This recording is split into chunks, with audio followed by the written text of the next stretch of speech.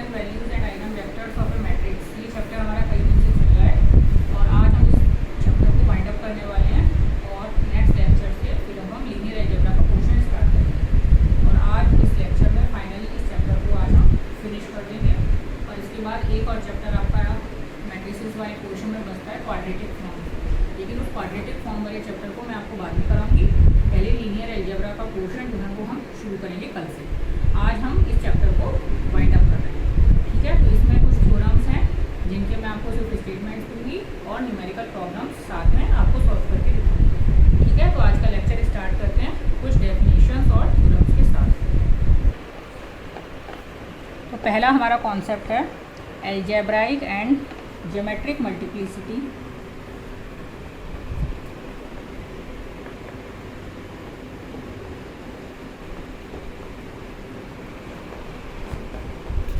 An eigen value,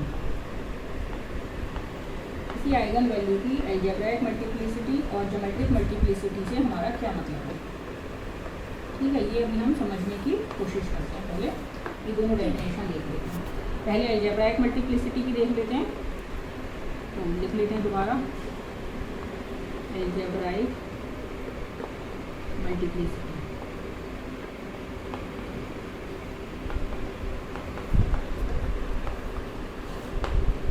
तो let A be an order square matrix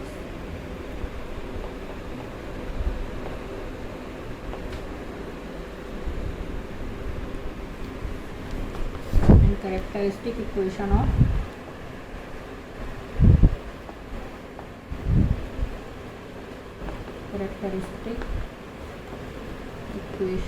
A is given by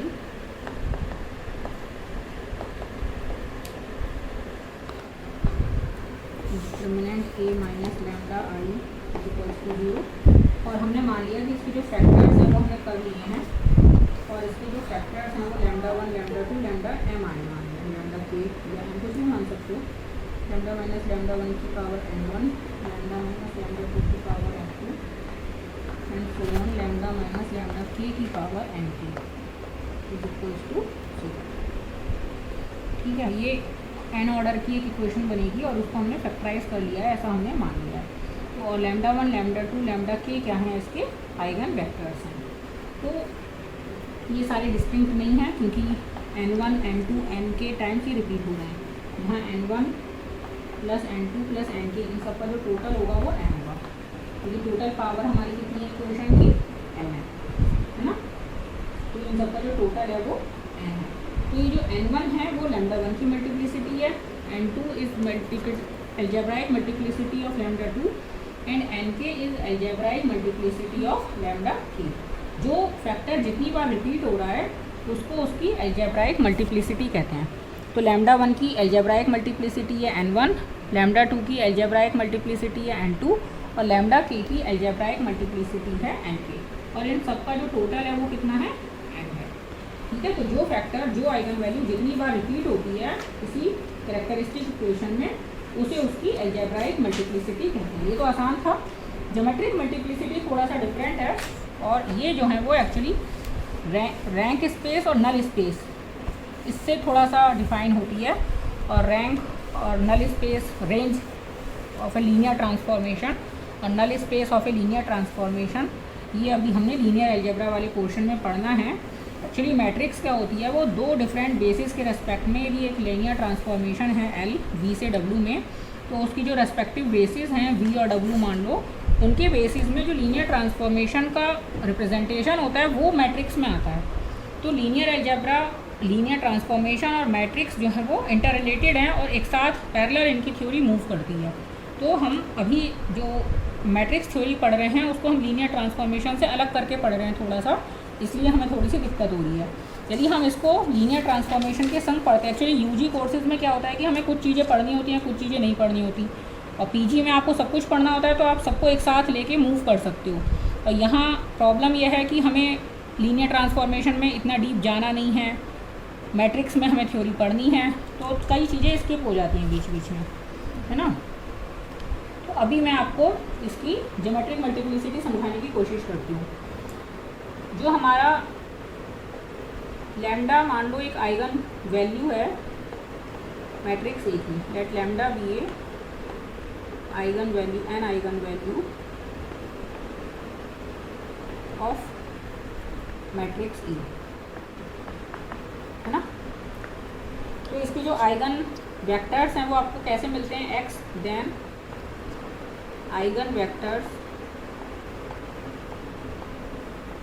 associated with lambda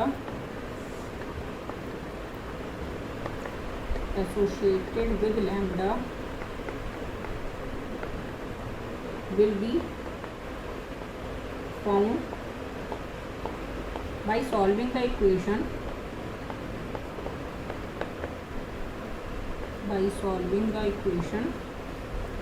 a minus lambda I x is equals to null vector, है ना। इस equation को जब आप solve करते हैं तो आपको इसके आइगन वेक्टर्स जो हैं एसोसिएटेड विद लैम्डा आपको मिलते हैं, है ना। और इसका जो सॉल्यूशन स्पेस होता है उन सारे वेक्टर्स का कलेक्शन जो इस इक्वेशन को सेटिस्फाई करता है उसको कहते हैं eigen space of A corresponding with lambda. And the set of all vectors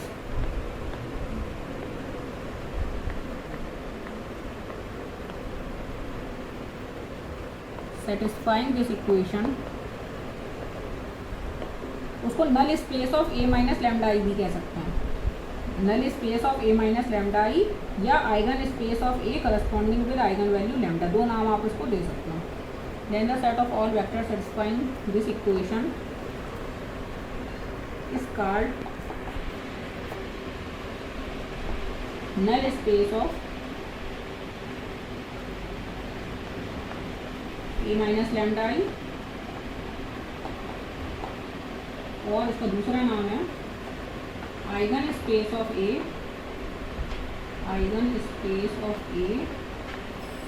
with respect to lambda. ये विद रेस्पेक्ट टू को शॉर्ट हैंड नोटेशन में हम लिखा है विद रेस्पेक्ट टू, तो उसको WRT लिख देते हैं, ठीक है। तो नल स्पेस ए माइनस लैम्डा आई का आप इसको बोल सकते हो सारे वेक्टर्स का कलेक्शन को, ये एक्चुअली एक वेक्टर स्पेस फॉर्म करेगा। और या आप इसको बोल सकते हो eigen space of A with respect to lambda.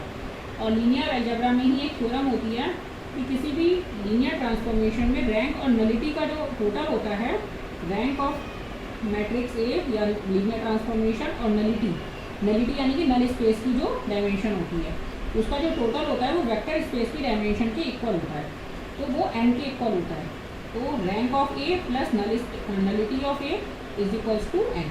तो यहाँ पे क्या होगा, इस नल स्पेस की डायमेंशन जो होगी ए माइनस लैम्डा आई का जो नल स्पेस है इसकी जो डायमेंशन होगी वो क्या हो जाएगी, dimension of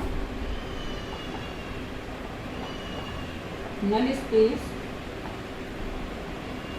of lambda A minus lambda I is equal to हो जाएगी n minus rank of A minus lambda I, rank of A minus lambda I. Rank और नलिटी का जो टोटल होता है वो n होता है, मैंने आपको बताया ना। रैंक और नलिटी इन दोनों का टोटल n होता है, तो हमें नलिटी निकालनी है, नल स्पेस की डायमेंशन निकालनी है, तो हम रैंक को माइनस कर दें n में से। तो नल स्पेस की जो डायमेंशन हो जाएगी वो हो जाएगी n minus rank of A minus lambda I, यानी कि आइगन स्पेस जो है ए का उसकी डायमेंशन ये जाएगी। और ये जो डायमेंशन होती है इसको बोलते हैं आपके ज्योमेट्रिक मल्टीप्लिसिटी ऑफ लैम्डा। इसको क्या बोलते हैं, ज्योमेट्रिक मल्टीप्लिसिटी ऑफ लैम्डा। इस नल स्पेस की डायमेंशन को लैम्डा की ज्योमेट्रिक मल्टीप्लिसिटी कहते हैं, ठीक है। थोड़ा सा टिपिकल लग रहा है अभी, लेकिन ज्योमेट्रिक मल्टीप्लिसिटी काम की इसलिए है क्योंकि ज्योमेट्रिक जो आपकी डायमेंशन है ज्योमेट्रिक मल्टीप्लिसिटी है, और यानी कि नल स्पेस की जो डायमेंशन है वो ये आपको बता रही है कि उस लैम्डा से एसोसिएटेड कितने लीनियरली इंडिपेंडेंट वेक्टर्स आपको मिलेंगे। जो आइगन स्पेस ऑफ ए हम बोल रहे हैं ना, इसको हमने क्या नाम दिया, हमने इसको नाम दिया eigen space of A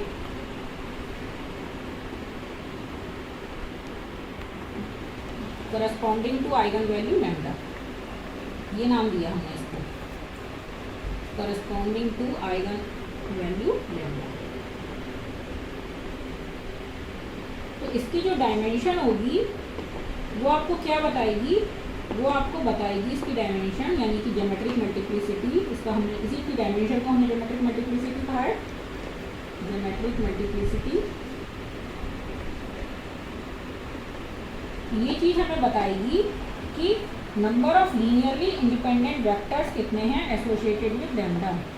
number of linearly independent eigen vectors, independent eigen vectors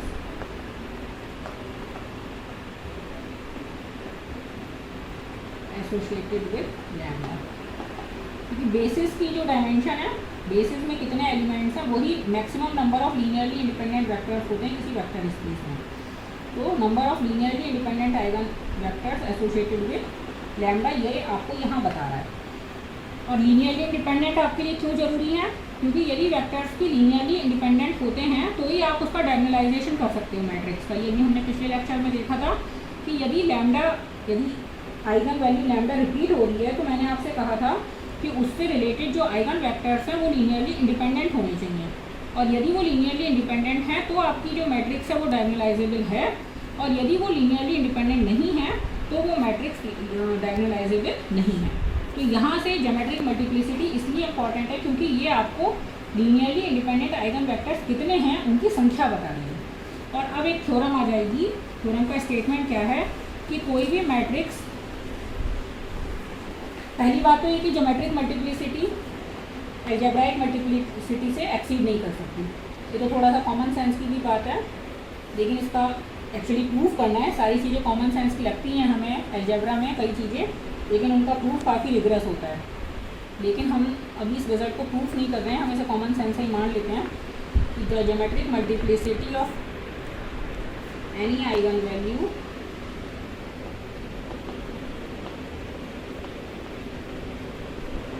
cannot exceed its algebraic multiplicity। ठीक है, इस रिजल्ट का रिगरस प्रूफ मैं आपको नहीं करके दिखा रही, हमें मान लेते हैं कि कॉमन सेंस से ही इस रिजल्ट को प्रूव है। ज्योमेट्रिक मल्टीप्लिसिटी अलजेब्राइक मल्टीप्लिसिटी के से एक्सीड नहीं कर सकती, ज़्यादा से ज़्यादा उसके बराबर हो सकती है। और थ्योरम 2 क्या है हमारी? Necessary and sufficient condition. ये सबसे इम्पोर्टेंट थ्योरम है, NECESARY, necessary and sufficient condition. ये डबल एफ की थ्योरम है आपकी, दोनों तरफ से आपको प्रूफ करनी रहेगी। Sufficient condition for a square matrix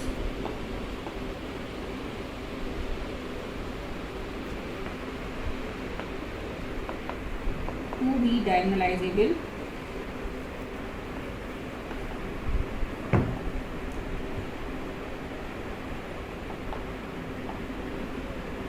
is that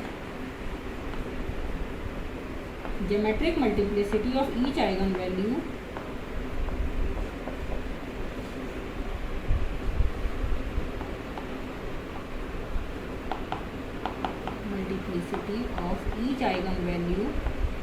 must be equal to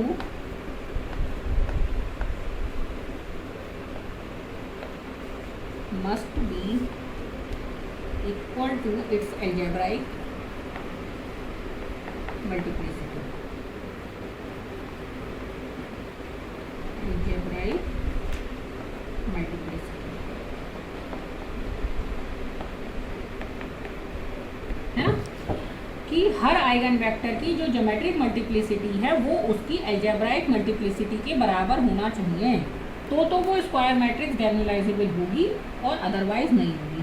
क्यों? क्योंकि यदि अलजेब्राइक मल्टीप्लिसिटी मान लो 2 है, यानी कि वो आइगन वेक्टर कितनी बार रिपीट हो रहा है? 2 बार रिपीट हो रहा है, और उसकी ज्योमेट्रिक मल्टीप्लिसिटी 1 है। तो ज्योमेट्रिक मल्टीप्लिसिटी 1 है, इसका क्या मतलब है कि उसके पास एक लीनियरली इंडिपेंडेंट वेक्टर है, जो कैरेक्टरिस्टिक वेक्टर कितना लीनियरली इंडिपेंडेंट 1 है, और अलजेब्राइक मल्टीप्लिसिटी आपकी 2 है।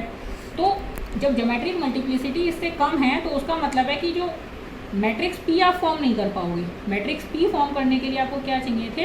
आपको n कॉलम्स चाहिए थे जो लीनियरली इंडिपेंडेंट थे। यहाँ हमारा एक कॉलम लैप्स हो गया, यहाँ हमारे पास 2 आइगन वैल्यू की जगह थी और हमें इंडिपेंडेंट वेक्टर्स कितना मिला? सिर्फ 1 मिला, तो एक कॉलम हमारा कम पड़ गया।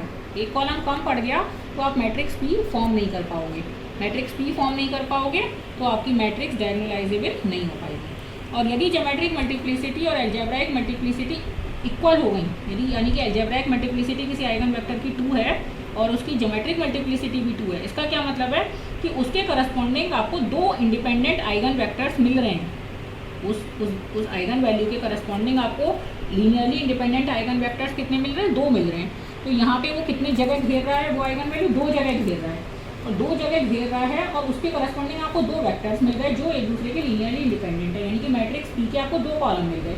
तो आपका काम पूरा हो गया, क्योंकि वो डायगोनल एलिमेंट्स 2 डायगोनल एलिमेंट्स पे 2 2 आ जाएगा। मान लो उस रूट की वैल्यू 2 है तो 2 2 यहाँ 2 बार आ गया और उससे रिलेटेड आपको 2 वेक्टर्स मिल गए, तो पी के आपको 2 कॉलम्स मिल गए। तो आपका काम कंप्लीट है, आपको कोई प्रॉब्लम नहीं आने वाली। तो आपकी मैट्रिक्स पी जो है वो आसानी से डायगोनलाइजेबल हो जाएगी, क्योंकि यदि आपकी मैट्रिक्स पी में वेक्टर्स इंडिपेंडेंट नहीं हुए तो वो सिंगुलर हो जाएगी, और सिंगुलर होने का मतलब इन्वर्टिबल नहीं रहेगी।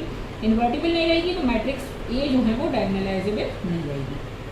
ठीक है, तो आई थिंक कि मैंने आर्गूमेंट्स के थ्रू आपको ये समझाने का कोशिश की है इस थ्योरम का प्रूफ, लेकिन रिगरस प्रूफ अगेन मैं इस थ्योरम का भी आपको नहीं प्रेजेंट कर रही हूँ।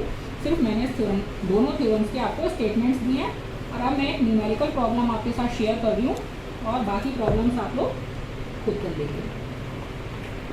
पहला एग्जाम्पल है, हमको ये दिखाना है कि ये मैट्रिक्स डायगोनलाइजेबल है या नहीं है, ये आपको फाइंड आउट करना है। पहले इसके आइगन वैल्यूज फाइंड आउट करनी पड़ेंगी, तो इसकी कैरेक्टरिस्टिक इक्वेशन बना के हम 0 रख देते हैं, है ना। तो इसकी वैसे क्या है, ये मैं आपको वैसे ही बता देती हूँ आपके कन्वीनियंस के लिए, आपको आगे की प्रॉब्लम्स में, कि ये क्या है, एक अपर ट्रायंगुलर मैट्रिक्स है ना। अपर ट्रायंगुलर मैट्रिक्स में क्या होता है कि डायगोनल के नीचे के सारे एलिमेंट 0 होते हैं। डायगोनल के नीचे के सारे एलिमेंट 0 होते हैं, उसे अपर ट्रायंगुलर बोलते हैं, और जहाँ डायगोनल के ऊपर के सारे एलिमेंट 0 होते हैं उसे लोअर ट्रायंगुलर बोलते हैं। तो चाहे मैट्रिक्स, मैं रिजल्ट इसको लिख देती हूँ, एक इम्पॉर्टेंट रिजल्ट यहाँ मैं इसको फिलहाल न्यूमेरिकली शो भी कर दूँगी आपको। द आइगन वैल्यूज, ये भी एक एक्चुअली थ्योरम ही होगी कहीं ना कहीं जो हमने स्किप कर दी है। The eigen values of an upper triangular या लोअर ट्रायंगुलर, कैसी भी हो सकती है मैट्रिक्स, ब्रैकेट में हम लिख देते हैं लोअर ट्रायंगुलर, दोनों में से कोई कैसा भी केस हो सकता है। मैट्रिक्स आर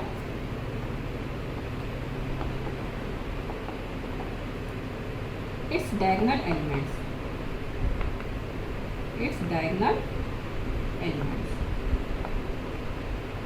कि जो अपर ट्रायंगुलर और डायगोनल मैट्रिक्स है तो उसके जो आइगन वैल्यूज हैं वो डायगोनल एलिमेंट्स होते ही होते हैं, उसमें तो कोई इशू नहीं है। यदि मैट्रिक्स अपर ट्रायंगुलर है या लोअर ट्रायंगुलर है तो उस मैट्रिक्स की आइगन वैल्यूज भी जो होती हैं वो उसके डायगोनल एलिमेंट्स ही होते हैं। तो यानी कि हमारे आइगन वैल्यूज क्या आने वाले हैं, 2 2 1 आने वाले हैं। लेकिन ये रिजल्ट मैं आपको अभी बता रही हूँ, मैंने इसका कहीं कोई प्रूफ नहीं दिया है, इसलिए इस प्रेजेंट एग्जाम्पल के केस में मैं इसकी आइगन वैल्यूज आपको निकाल के दिखा देती हूँ, और वो आइगन वैल्यूज एक्चुअली 2 2 1 आ जाएंगी, है ना। तो हम determinant a minus lambda I निकाल लेते हैं, तो 2 minus lambda 3 4 0 2 minus lambda minus 1 0 0 1 minus lambda is equals to 0।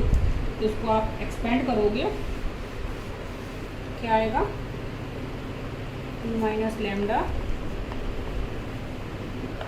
2 minus 2 lambda minus lambda, यानी कि 2 minus 3 lambda plus lambda square minus 0 हो जाएगा, माइनस 3 और ये 0 प्लस 4 ये 0 तो ये इसके फैक्टर्स ये वही थे एक्चुअली, तो इसको आप लिख सकते थे 2 minus lambda 1 minus lambda is equals to 0, यानी कि लैम्डा इज इक्वल्स टू 2 2 1, यानी कि जो डायगोनल एलिमेंट्स थे वही आपके आइगन वैल्यूज आ गए, है ना। अपर ट्रायंगुलर केस और लोअर ट्रायंगुलर केसेस में दोनों में आइगन वैल्यूज जो होती हैं वो डायगोनल एलिमेंट्स ही हो जाते हैं। तो यहाँ जो आइगन वैल्यू 2 है इसकी अलजेब्राइक मल्टीप्लिसिटी कितनी है, algebraic multiplicity of 2 is equals to 2, multiplicity of eigen value 2 of eigen value 2 is equals to 2। इस आइगन वैल्यू की जो अलजेब्राइक मल्टीप्लिसिटी है वो 2 है। और सिमिलर केसेस में अलजेब्राइक मल्टीप्लिसिटी ऑफ 1 कितनी है? Algebraic multiplicity of eigen value 1, eigen value 1 है आपकी 1। मुझे थोड़ा ऐसा लग रहा है कि 2 की 2 है, 1 की 1 है, लेकिन इन दोनों का जो टोटल है वो 3 है, जो मैट्रिक्स ए की डायमेंशन के इक्वल है। 2 + 1 इज इक्वल्स टू 3। तो अब आपको क्या करना है, 2 की ज्योमेट्रिक मल्टीप्लिसिटी निकालनी है, और वो इसके अलजेब्राइक मल्टीप्लिसिटी के लिए बराबर हुई तो आपके मैट्रिक्स डायगोनलाइजेबल होगी और अदरवाइज नहीं होगी। तो ज्योमेट्रिक मल्टीप्लिसिटी निकालने के लिए आपको क्या करना होगा, a - 2i x is equals to 0 को सॉल्व करना होगा। अब आपको सॉल्व करना है a - 2i x is equals to 0 इस लीनियर सिस्टम ऑफ इक्वेशंस का। उसको सॉल्व कर लेते हैं। तो 2 - 2 0 हो जाएगा, 3 4 0 0 - 1 0 0 1 - 2 यानी कि -1। और x कोई कॉलम वेक्टर है जिसको हमने x1 x2 x3 मान लिया, और इज इक्वल्स टू 0 0 0। इसको इचलान फॉर्म में कन्वर्ट करेंगे तो R3 में से R2 घटा दें, ये हो जाएगा 0 3 4 0 0 - 1 0 0 0 x1 x2 x3 is equals to 0 0 0। तो ये इसकी रैंक आ गई 2, और यानी कि हमारी जो रिड्यूस्ड इक्वेशंस बन गई वो क्या बन गई, -x3 इज इक्वल्स टू 0 और 3x2 + 4x3 is equals to 0। यानी कि x3 0 आ गया यहाँ से, और x2 भी 0 आ गया, और इसकी रैंक 2 हो गई इस स्पेस की, इस मैट्रिक्स ए की। तो इसमें आप एक arbitrary n - r is equals to 1 हो गया, 3 - 2 इज इक्वल्स टू 1, यानी कि एक वेरिएबल को आप आर्बिट्रेरी वैल्यू दे सकते हो। तो हमने x1 को आर्बिट्रेरी वैल्यू दे दी c, और x2 और x3 की वैल्यू उसके टर्म्स में फाइंड आउट हो जाती हैं, या फिर आपको इस टाइम ये दोनों ही वैल्यू 0 फाइंड आउट हो गई। तो आपका वेक्टर क्या आ गया, आइगन वेक्टर c 0 0। c को आप बाहर ले लो तो 1 0 0 मान सकते हो आइगन वेक्टर, यानी कि एक ही मिला यहाँ आपको eigen vector. Linearly independent eigen vector कितना मिला, एक मिला, 1 0 0। बाकी तो सब उस पर डिपेंडेंट हो जाएंगे क्योंकि स्केलर मल्टीपल होंगे उसके। तो यहाँ पे एक आइगन वेक्टर का लॉस हो गया आपको, इंडिपेंडेंट आइगन वेक्टर का। इंडिपेंडेंट आइगन वेक्टर आपको 2 मिलने चाहिए थे, तो आपकी मैट्रिक्स एक डायगोनलाइजेबल हो जाती, लेकिन यहाँ आपको इंडिपेंडेंट आइगन वेक्टर सिर्फ एक मिला, यानी कि इसकी जो ज्योमेट्रिक मल्टीप्लिसिटी हो गई वो 1 हो गई। n - r is equals to 1, इसी को आपने ज्योमेट्रिक मल्टीप्लिसिटी डिफाइन करा था पहले अभी। तो ये 1 जो है वो 2 से कम है ना। Geometric multiplicity is less than algebraic multiplicity, so the matrix A, given matrix A is not diagonalisable. ये यहाँ से भी आप देख सकते हो, इस यहाँ से तो आप डायरेक्ट कंक्लूड कर सकते हो थ्योरम से, और यहाँ से आप प्रैक्टिकली सोच सकते हो कि यहाँ पे आपको लीनियरली इंडिपेंडेंट सिर्फ एक ही वेक्टर मिला, बाकी सब तो उस पर स्केलर मल्टीपल हैं, यानी कि उस पर डिपेंडेंट हैं। और आपको जो आपका आइगन वैल्यू थी उसकी जो मल्टीप्लिसिटी थी, अलजेब्राइक मल्टीप्लिसिटी थी, वो थी 2।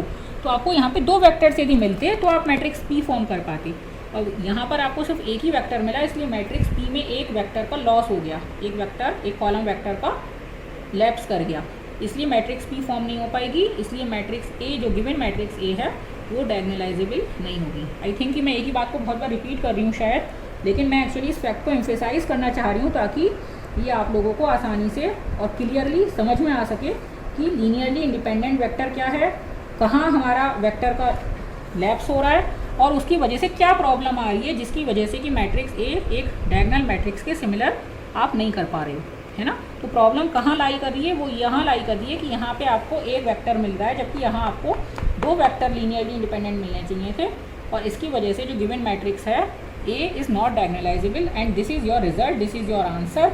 और इसी तरीके से आपको इसकी बाकी प्रॉब्लम सॉल्व करनी है, और आपको ये फाइंड आउट करना होगा मोस्टली कि मैट्रिक्स ए डायगोनलाइजेबल है या नहीं है, and if so, if yes, then find its diagonal form.